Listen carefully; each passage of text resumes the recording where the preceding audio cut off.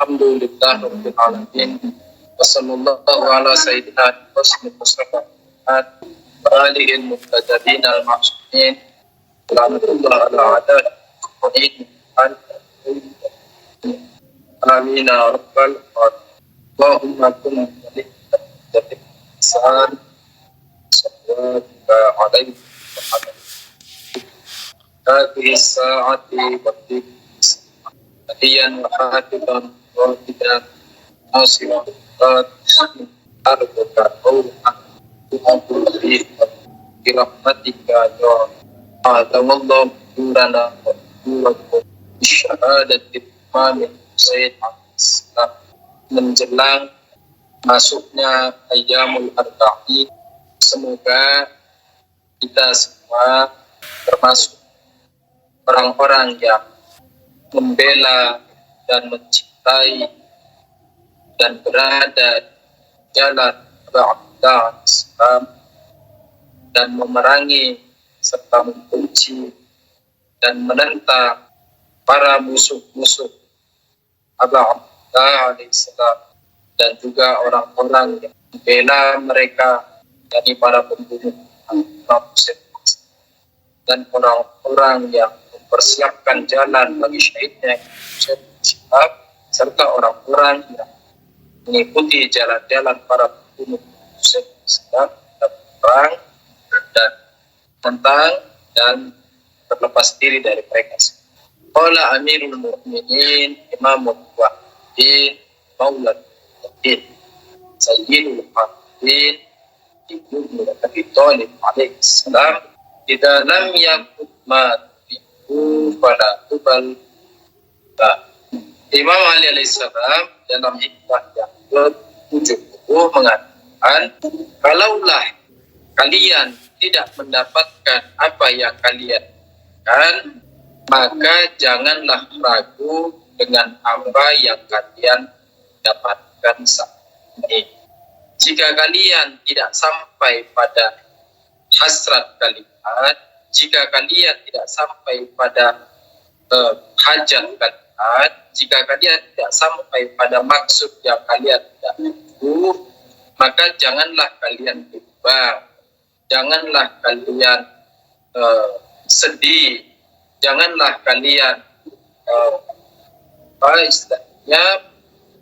berputus asa dengan kalian saat ini, dengan keadaan kalian.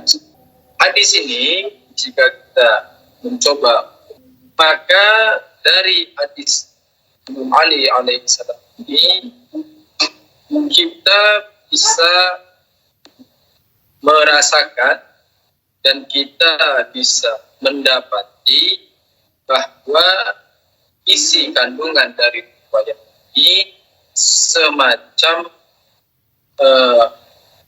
tasliyan atau semacam istilahnya penenang atau morfin maknawi, ya, sebagai obat penenang ketika kita tidak sampai pada tujuan yang hendak. Sebagaimana maklum, bahwa manusia memiliki tujuan-tujuan yang hendak dicapai, karir misalnya, pekerjaan misalnya, prestasi misalnya. Kalau anak di sekolah mau dapat juara 1, juara 2, juara 3, kalau pemuda misalnya hendak mendapatkan pekerjaan yang layak atau hendak masuk di perkuliahan, kalau misalnya orang tua pemuda hendak mendapatkan calon istri yang baik, dari keluarga yang baik-baik, dari silsilah yang baik-baik, wanita yang baik-baik. Kalau misalnya sudah orang tua berharap jadi anaknya lahir dengan selamat, menjadi anak soleh, jadi anak yang berbakti, jadi anak yang pintar, dan segala macam. Ini ada tujuan yang tidak. Atau misalnya kalau kita sudah berada pada suatu pekerjaan, kita memiliki satu objek pekerjaan, kita berada pada satu profesi pekerjaan, lalu kita memiliki maksud dan kita memiliki hajat untuk naik ke jenjang yang lebih tinggi, untuk naik ke profesi yang lebih baik, untuk naik ke standar dan strata dan derajat yang lebih tinggi, itu semua hal-hal yang maklum, itu semua hal-hal yang uruf, itu semua hal-hal yang biasa dan merupakan fitrah insaniyah. Kenapa? Karena fitrah insaniyah selalu berharap mendapatkan sesuatu yang lebih baik dari fitrah manusia selalu berharap untuk mendapatkan yang lebih baik dari yang saat ini dia rasakan dan dia dapatkan. Fitrah manusia selalu berharap untuk naik ke jenjang yang lebih tinggi daripada saat ini dia tempat dia. Dan ini hal yang kita lihat. Namun di dalam hubungan kausal, di dalam hubungan sebab akibat, di dalam dunia materi, dunia alam sebab akibat ini, sesuatu tidak terjadi.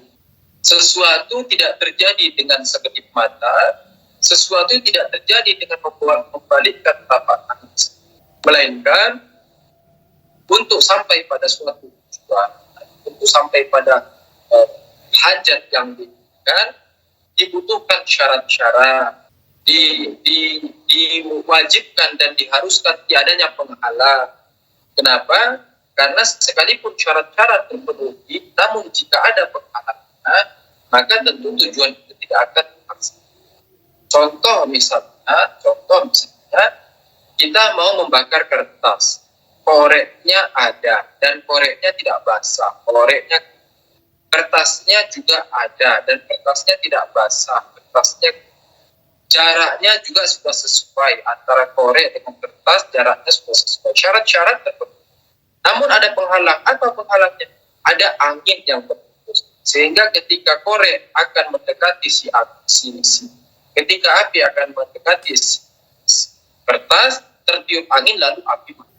Maka di dalam hubungan sebab di dalam alam kausal ini, selain disyaratkan adanya syarat-syaratnya, jadi harus ada syarat-syarat yang terpenuhinya, diwajibkan pula tiadanya penghalang dalam keterjadian. Kita kembali ke topik bahwa kita katakan manusia secara umum, secara fitrahnya memiliki tujuan-tujuan, memiliki hajat-hajat, hal-hal yang hendak, dan ini merupakan kelaziman ikhtiar. Ini merupakan kelaziman ikhtiar. Maksudnya, yakni ketika manusia diyakini sebagai makhluk yang memiliki ikhtiar, ketika manusia diyakini sebagai makhluk yang memiliki ikhtiar, maka kelazimannya manusia bisa memilih hal-hal yang baik untuk dirinya dan meninggalkan hal-hal yang buruk. Maka kita akan mendapati bahwa misalnya hari ini kita bekerja sebagai tukang cuci piring misalnya dengan penghasilan 100.000 rupiah per bulan, maka besok kita berharap bahwa kita naik sebagai misalnya satpam dengan gaji 500.000 per bulan dan begitu. Ini menandakan bahwa kita memiliki tujuan, kita memiliki hajat-hajat yang jauh lebih baik dari saat ini. Dan tetapi sebagaimana pengantar ini, bahwa untuk sampai kepada tujuan, untuk sampai kepada hajat itu disyaratkan. Jadi harus ada syarat-syarat yang terpenuhi dan juga tidak boleh ada penghalang dalam tujuan. Jika syarat tidak terpenuhi, maka tidak akan sampai. Jika ada penghalang, maka juga tidak sampai. Nah, terkadang sebagian manusia ketika memiliki satu hajat, ketika memiliki satu maksud, ketika memiliki satu tujuan, terkadang dia sampai pada tujuan tersebut. Kapan dia sampai pada tujuan tersebut? Ketika syarat-syaratnya terpenuhi dan ketika tiada penghalang dalam menempuh tujuan. Namun terkadang sebagian manusia tidak sampai pada tujuan yang apakah dikarenakan syaratnya tidak terpenuhi ataukah dikarenakan ada. Dan ini kita rasakan setiap hari. Misalnya contoh hari ini kita bermaksud hendak melakukan perjalanan dari Bogor ke Jakarta. Hari ini kita bermaksud hendak melaksanakan perjalanan dari Bogor. Guna apa? Guna menghadiri misalnya acara malam doa kumen di ICC misalnya kan ya. Namun ketika kita sampai di stasiun kereta, kita berencana untuk kereta, sampai di stasiun kereta ternyata keretanya sudah pergi atau keretanya belum pergi tapi tiket sudah habis. Nah, artinya apa? Artinya syarat tidak terpenuhi untuk sampai di ICC. Nah, riwayat ini, hadis dari Imam Ali alaihissalam ini memberikan sedikit apa istilahnya penenang bagi kita, sebagai penenang bagi kita, sebagai pengelus dada bagi kita bahwa Yusuf, sekalipun kamu tidak sampai pada tujuanmu, jangan kamu bersedih. Sekalipun kamu tidak sampai pada hajatmu, kamu jangan berputus asa. Sekalipun kamu tidak mendapatkan apa yang kamu harapkan itu, kamu jangan lalu masa bodoh, akhirnya ya sudahlah, kalau nggak ada ya sudah. Oh enggak. Melainkan apa? Melainkan kamu harus ridho, kamu harus tenang dan syukuri apa yang ada saat syukuri apa yang ada saat. Jadi kalaupun saat ini kita tidak sampai pada tujuan yang hendak kita tuju, setidaknya tidak membuat kita berputus asa. Setidaknya tidak membuat kita bersedih hati. Setidaknya tidak membuat kita berkeluh kesah. Kenapa begitu? Karena kalau kita berkeluh kesah, kalau kita bersedih hati, maka kita justru mendapatkan keburukan bagi kita. Ketika kita sakit hati, ketika kita merasa gundah, ketika kita berkeluh kesah, maka jiwa kita pada saat sama akan turun dari derajat.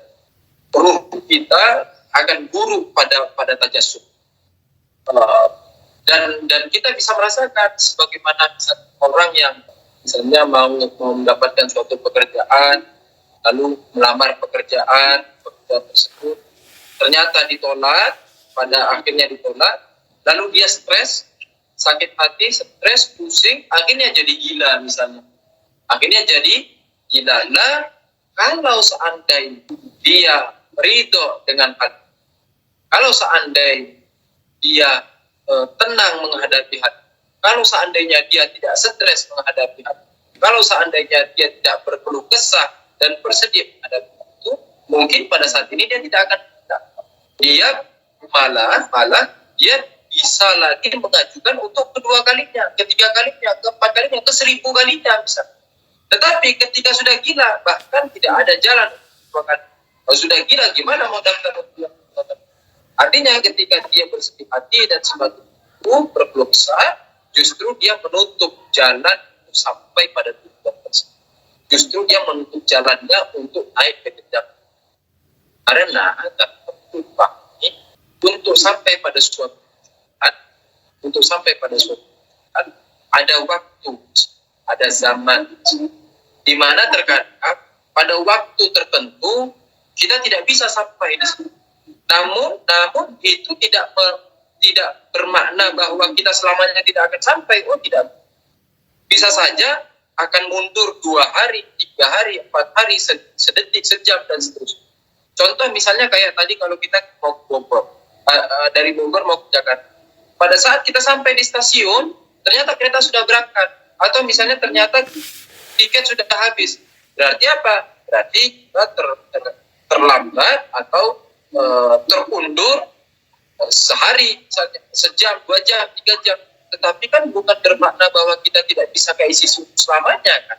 Mungkin kita bisa mengundur sejam, 2 jam, misalnya lewat ojek, kita naik ojek, kita naik Snap, dan kalau di Indonesia naik Gojek dan sebagainya, naik Grab dan sebagainya. Sekalipun waktunya akan mundur, ya tidak apa-apa. Tetapi itu jauh lebih baik daripada kita tidak ke ICC Islam. Dan begitu pula misalnya ketika kita melamar pekerjaan pada hari Minggu, pada hari Senin misalnya, pada hari Senin jam 2 siang ditetapkan kita tidak diterima. Ini tidak bermakna bahwa selamanya kita tidak bisa diterima, bukan itu maknanya. Melainkan apa? Maknanya bahwa Yusuf pada hari Senin jam 2 kamu tidak diterima. Tapi bisa saja pada hari Selasa kamu akan diterima, pada hari Rabu kamu akan diterima, pada hari Kamis kamu akan. Ini maksud. Jadi hati-hati ketika kita berencana pada suatu tujuan lalu tidak sampai pada tujuan tersebut. Jangan sampai kita berputus asa. Kenapa? Karena itu akan merusak diri kita dan justru akan menjauhkan kita dari tujuan tersebut dan kita akan terhambat, bahkan kita akan terhalang dari tujuan.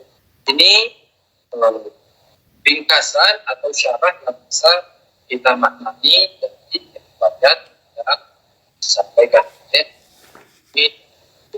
Contoh misalnya sebagian teman-teman memiliki hajat atau tujuan bahwa tahun 2022 akan berziarah arba'in ke Karbala, ke pusara Ababillah.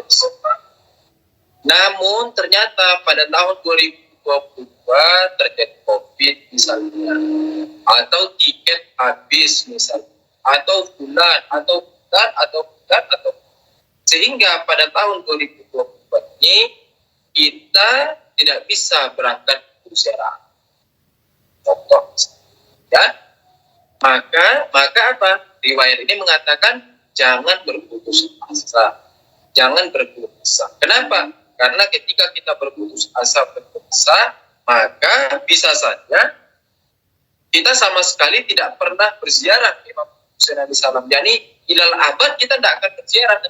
Kenapa? Karena gini, misalnya tahun 2022 ternyata kita tidak bisa berangkat, akhirnya kita bilang ya sudahlah, karena sudah tahun 2022 tidak berangkat, ya sudah deh, sampai mati saya tidak akan ziarah deh.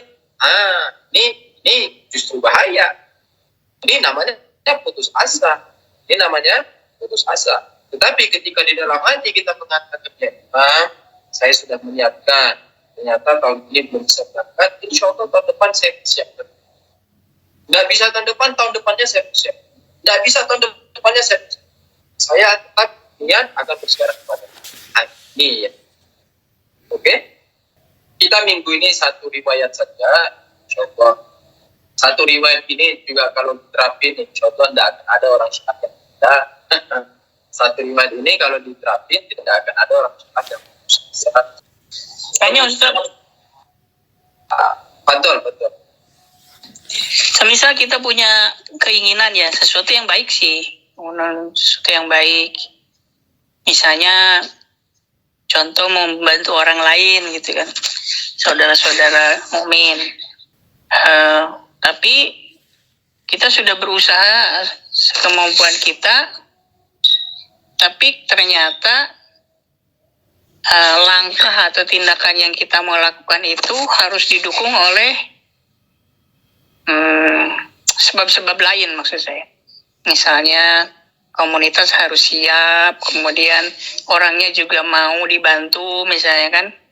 Ini nggak satu, misalnya ada beberapa misalnya.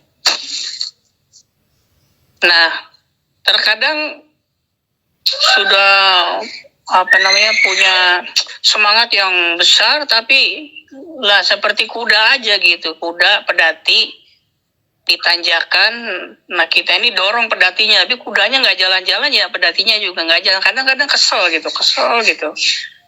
dan betul-betul mangkal banget karena kita udah tahu bahwa di depan tuh ada jurang atau ada kesulitan yang lebih susah lagi. Tapi lah ini kuda yang didorong ini nggak jalan-jalan gitu, kesel. Terus bagaimana kita keluar dari rasa kesal itu? Kemudian ya seperti tadi misalnya kan dengan sabda Amirul Mukminin alaihi salam itu yang hari ini antum bawakan, itu kita bisa legowo gitu. Secara teoritis kan kita menjadi ikhlas hati lah gitu ya. Apa yang kita dapatkan adalah ya seperti kita syukuri atau kita nikmati saja gitu. Nah, berkaitan dengan gerakan atau tindakan kita kepada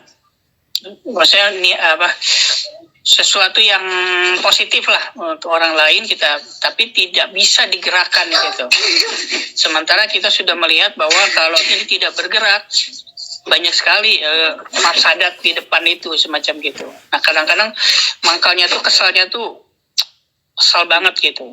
Kadang-kadang jadi kita susah tidur kalau memikirkan, nah gimana kita keluar dari kurungan seperti itu, karena teorinya ikhlas itu kan juga teorinya gampang, tapi ternyata harus ada tirakatnya, tuh harus ada mungkin tipsnya atau apa, kita baiknya seperti apa, Ustaz? Satu, Ana menjawabnya pakai kaidah-kaidah umum, kaidah-kaidah global, bahwa yang pertama, kaidah yang pertama, kita tidak diperbolehkan ridho dengan kezaliman. Kita tidak diperbolehkan ridho dengan kezaliman. Ini kaidah kuncinya, kaidah umum. Salah satu bentuk kezaliman itu yakni sistem yang rusak. Salah satu bentuk kezaliman adalah sistem yang rusak, sistem yang jumud, masyarakat yang jumud, masyarakat yang malas, masyarakat yang antah barantah, masyarakat yang tidak mau tahu, masyarakat pemalas. Ini sistem. Kita tidak boleh ridho dengan kita tidak boleh ridho. Ini satu pengaruh. Bahwa kalau seandainya kita melihat bahwa komunitas Syiah di Indonesia, masyarakat Syiah di Indonesia, ternyata sistemnya adalah sistem pemalas, ternyata sistemnya adalah sistem tidak mau kerja, ternyata sistemnya adalah sistem antah barantah itu tadi, yakni sistem yang nggak mau tahu itu tadi, maka kita tidak boleh ridho. Itu satu. Ini kalau ya, saya tidak sedang menghujat dan menghukumi masyarakat Syiah Indonesia, ya kalau. Itu satu. Yang kedua, kita juga tidak boleh ikhlas dan tidak boleh ridho dan tidak boleh nyaman di tengah ketidaknyamanan. Kita tidak boleh tenang di tengah ketidaktenangan. Seperti apa misalnya? Seperti ini masyarakat lagi susah semua nih. Masyarakat Syiah di Indonesia lagi setengah mati hidupnya nih. Lagi susah ini. Ekonominya lagi kacau nih. Dan mereka bukan pemalas, bukan. Masyarakat Syiah Indonesia bukan pemalas. Masyarakat Syiah Indonesia bekerja keras. Masyarakat Indonesia saling bahu-membahu, tolong-menolong. Tetapi ekonominya lagi kacau nih. Hidupannya lagi kacau. Kita tidak boleh nyaman, kita tidak boleh tenang, kita tidak boleh ridho. Ini kaidah. Kaidah yang ketiga, pengantar tadi itu, jadi pengantar pertama, masuk pada pengantar. Ya, ketika demikian, maka kita harus seperti dibakar. Gimana sih orang kalau duduk, antum bayangin ada kursi dari besi, lalu antum duduk di atasnya, lalu dari bawahnya dihidupin api korek misalnya. Kan enggak tenang, itu gelisah. Kita harus seperti itu. Enggak boleh tenang melihat ketidaktenangan ini. Melihat kesengsaraan Syiah ini enggak boleh tenang. Ya, kita harus justru kalau kita tenang tidur di tengah masyarakat Syiah yang lagi enggak tidur, ini yang bahaya. Jadi kapan saja kita tidur tenang, kapan saja kita tidur ngorok, kapan saja kita tidurnya lelap, di tengah masyarakat Syiah kelaparan dan tidak bisa tidur, maka tidur kita dilaknati sampai subuh, sampai pagi. Tidur kita ini tidak ada amalannya, tidak ada ibadah. Apalagi kalau yang tidur orang alim di sana. Orang alim, ulama, pelajar agama, di tengah masyarakatnya itu lagi kacau balau, terus dia tidur tenang. Ini dilaknati, bukan hanya dilaknati orang-orang mukmin, semua makhluk dilaknati. Kok bisa sudah belajar agama, ulama, talabe, belajar agama, kok bisa istilahnya masa bodoh dengan keadaan masyarakat? Kok bisa di tengah masyarakatnya lagi guncang, kacau balau, kok dia bisa nyaman tidur? Apalagi ustadznya misalnya hidupnya nyaman, yakni punya mobil mewah, rumah mewah, tinggal di villa, hidup berasik. Wah, ini lebih kacau balau lagi. Ini lebih hancur lebur lagi, ini lebih parah lagi. Lalu kesana kemari misalnya pakai mobil menunjukkan kemewahannya, ini lebih bahaya lagi. Ini lebih gawat lagi. Ulama-ulama yang seperti ini, talabe-talabe yang seperti ini, pelajar-pelajar agama yang seperti ini yang nanti akan menjual agama dengan recehan. Jadi kalaulah saya mengatakan masyarakat tidak boleh tenang di tengah kekacauan masyarakat, yakni kalaulah saya mengatakan kepada antum bahwa antum tidak boleh tenang di tengah mukmin Syiah lagi kelaparan, maka hal itu lebih utama lagi diperlakukan bagi para talabeh, bagi para ulama, bagi para asatid. Tidak boleh tenang, tidak boleh nyaman, tidak boleh tidur sampai korok. Di tengah masyarakat miskin, Syiahnya tidak punya ilmu agama, Syiahnya kacau balau, Syiahnya wudhu tidak tahu, Syiahnya sholat tidak tahu, Syiahnya bayar khumus tidak bayar khumus sama bodoh, Syiahnya sudah mustati tidak pergi haji, padahal sudah mustati. Mustati itu yakni sudah terpenuhi syarat hajinya, tidak pergi haji. Ini terus tidak dikasih tahu. Ini ulamanya, ini ulama yang dilaknati, tidurnya dilaknati sampai. Jadi bukan hanya kepada antum hal ini berlaku, melainkan justru lebih sengit dan lebih dahsyat hal ini berlaku bagi para pelajar agama, salafih, ulama. Itu kaidah kunci dan kaidah hukum.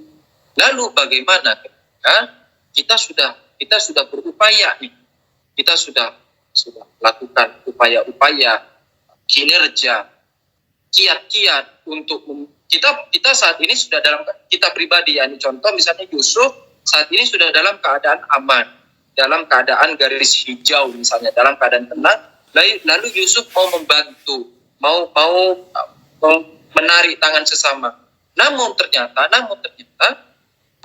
tidak terjadi, tidak terlaksana. Nah, tidak terlaksana ini ada beberapa aspek. Misalnya yang pertama, orang yang mau ditarik tidak mau, orang yang mau dibantu tidak mau. Wah, Yusuf tidak boleh maksa. Kita tidak punya kuasa untuk memaksa orang yang tidak mau. Orang tidak mau kok dipaksa. Baik. Tetapi kalau dia misalnya bukan tidak mau, ya, dia mau dibantu dan dia mau ditarik.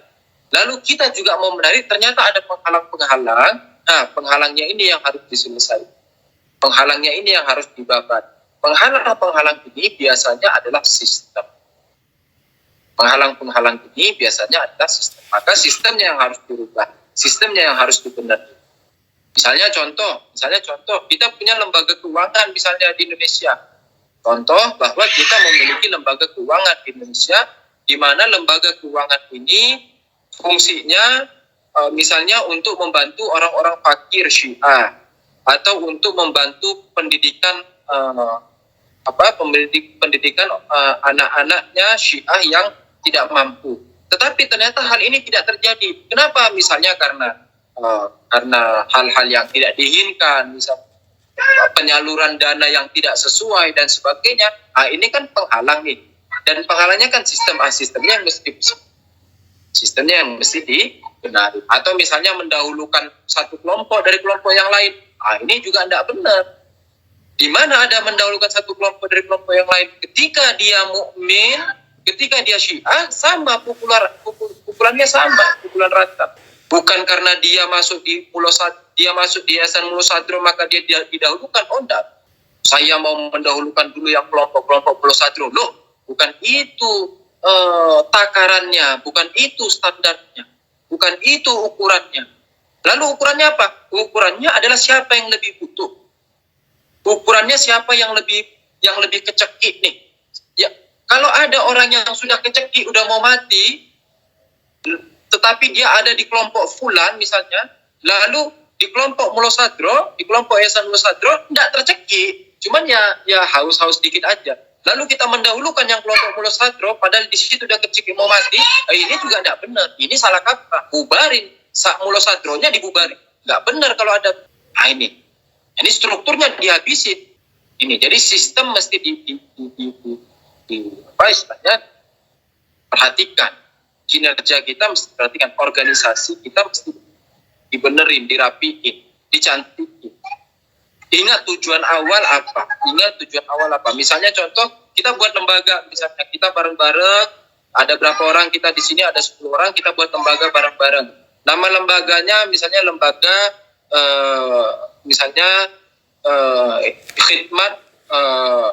khidmat Syi'i, misalnya atau khidmat fisabilillah misalnya, ya. Nama lembaganya khidmat fisabilillah. Tujuannya apa? Tujuan utama kita misalnya untuk membantu orang-orang fakir Syiah. Tetapi pada kenyataannya setiap ada orang Syiah datang ngetok pintu lembaga kita, setiap ada orang Syiah ngetok pintu yayasan kita, setiap ada orang Syiah nyodorin proposal ke lembaga Syiah kita taruhnya di tong sampah. Atau kalau ada orang ngetok pintu lembaga kita bilang orangnya ndak ada, orangnya ndak. Lah ini ngapain buat lembaga begitu? Tutup saja, bubarin saja. Ini berarti lembaganya cuma buat nama doang, bukan hakikat. Ya ini bukan betul-betul dari hati mau bantu orang mukmin, bukan benar-benar dari hati mau menyelesaikan urusan-urusan mukmin. Ini hanya permainan lidah saja, kita mau khidmat. Hati-hati dengan hal. Jadi misalnya teman-teman khidmat di suatu yayasan, mau di mana saja, mau di Molo Satrio, mau di Fulan, lihat ini untuk apa kita orang di sini. Kalau kita tujuannya untuk khidmat, kalau kita tujuannya untuk tablik, ya bismillah, ayo. Oke, jadi jangan ketika tujuannya untuk tablik, ya tablik sudah kurbatan berapa. Lah jangan lalu ketika ada si Fulan belajar ke Ustadz Fulan, oh lihat itu si X sudah belajar ke Ustadz Y. Oh dia tidak boleh lagi masuk di yayasan kita. Loh, ini ajaran dari mana ini? Lihat itu, si B sudah belajar ke Ustadz D, dia tidak boleh lagi belajar di Najul Balagan Yusuf Tarikan. Jadi ini ajaran siapa yang begini? Tidak ada imam kita mengajarkan itu. Memangnya Yusuf Tarikan maksum sehingga kalau orang tidak belajar ke Yusuf Tarikan pasti salah, kan enggak? Memangnya Yusuf Tarikan itu Tuhan sehingga kalau tidak belajar ke Yusuf Tarikan semuanya pasti sesat, kan? Bebasin orang mau belajar. Siapa tahu ketika orang belajar ke Ustadz A, justru dia mendapat hidayah di situ. Malah kalau dia belajarnya ke Yusuf Tarikan, justru jalannya nyelempot. Akan begitu. Jangan dikungkung masyarakat kita. Jangan dibatasi masyarakat. Jangan dipersempit keanekaragaman kita. Kecuali benar-benar jelas-jelas terang-terang bahwa si Fulan itu misalnya menyesatkan, si Fulan itu misalnya mengajarkan yang tidak benar, si Fulan itu misalnya mengajarkan perpecahan, si Fulan itu misalnya mengajarkan hal-hal yang maksiat, yang haram, itu kita boleh melarang ke sana. Masih ada lagi yang lain? Kalau tidak ada, Assalamualaikum. Bismillah. Nah, Bismillahirrahmanirrahim. Berkenaan dengan putus asa. Putus asa itu penyakit hati atau dia psikologi sebetulnya. Nah itu aja. Syukran. Psikologi kalaulah benar, karena saya tidak mempelajari bidang psikologi, tetapi saya mempelajari ilmu jiwa. Istilahnya kalau di filsafat itu ilmu nafs. Kalaulah maksudnya psikologi adalah ilmu nafs, maka ini masuk dalam ini. Kalau di ilmu Hauza di Iran ini istilahnya disebut dengan rawon shenosi, yakni ilmu kejiwaan, yakni ilmu tentang jiwa manusia.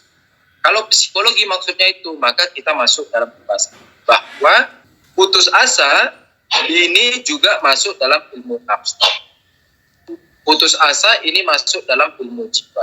Maka ini pembahasan ruh, ini pembahasan jiwa. Kenapa orang bisa berputus asa? Karena lemahnya ideologi. Kenapa orang bisa berputus asa? Karena lemahnya epistemologi.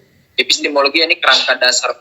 Epistemologi yakni dasar-dasar dan bangunan-bangunan pahamannya itu lemah. Orang berputus asa karena dia tidak memiliki sumber pengetahuan yang jelas. Orang berputus asa karena dia tidak memiliki tujuan dari kehidupan dengan. Kenapa? Karena orang putus asa itu dia tidak tahu dari mana dan mau kemana. Kalau orang tahu dari mana mau kemananya, maka tak akan pernah putus asa. Kenapa?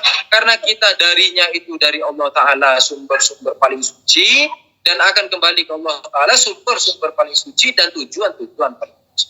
Lalu apa yang mau diputus asain? Kita sedang berada di tengah lautan kesucian. Apa yang mau diputus asain? Kalaupun kita tidak sampai ke B, maka setidaknya kita di A. Dan A ini adalah wajah kesucian. Apa yang mau diputus asa?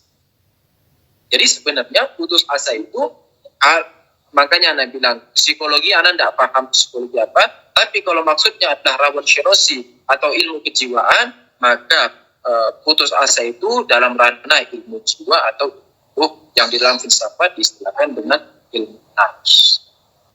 Dan itu terjadi, yakni di dalam kajian filsafat, orang putus asa itu dikarenakan tidak memiliki pandangan yang jelas, tidak memiliki dasar keyakinan yang kuat, tidak memiliki bangunan pemikiran yang kuat, tidak tahu dari mana dan mau kemana, sehingga ketika saat ini tidak sampai, dia merasa gagal selamanya. Padahal tadi seperti kita katakan, kalaupun dia tidak berhasil di hari fulan, jam fulan, detik fulan, itu bukan bermakna dia selamanya tidak berhasil, melainkan hanya menunda kesuksesan. Mungkin di hari, 2 hari berikutnya, di jam berikutnya, di detik berikutnya, dia akan berhasil. Demikian.